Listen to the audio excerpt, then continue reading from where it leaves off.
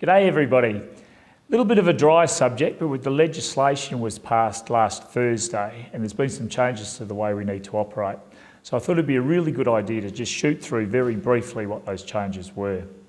Generally, single price appraisals by an agent moving forward. So the price ranges are out and we need to nail a single price. R3s can be left in a prominent position, dining room table, just as long as it's accessible to purchasers. The new law includes comparative sales as part of the sales agency agreement moving forward. The 90-day agency can automatically extend a further 180 days on the basis that no further billing occurs unless agreed in writing. Cooling off can now be done through email. Paperwork can be provided in 48 hours. The wording previously has been immediately. And if there's another offer by another purchaser and we're telling others about it, it needs to be in writing. And if a purchaser requests that we say that it is in writing, we need to provide that guarantee also. So it's just getting a little bit more transparent around us telling others that there's other offers on the table. The auctions, no longer do we need to read out the A to M's, thank goodness for that.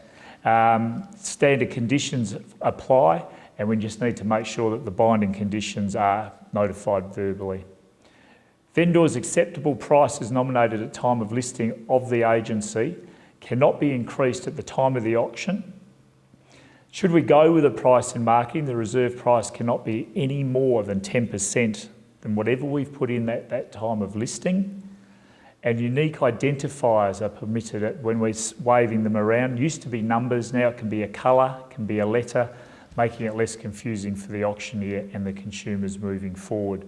So just further transparency as far as the auction goes, but also just tidying up some of those annoying bits and pieces that we had to apply for in previous legislation. Quick note on national licensing.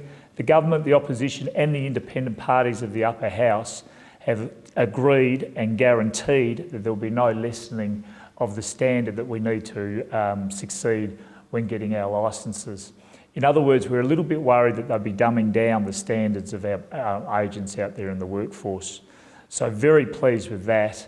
And in just finishing, it's been a fantastic effort for Greg Troughton, the previous Real Estate Institute Board, the current Real Estate Institute Board, and two other gentlemen, Bernard Booth and Anthony Toop, that have had a heck of a lot to do with working very closely with the Labor Party as it is at the moment, but also with the RESA board.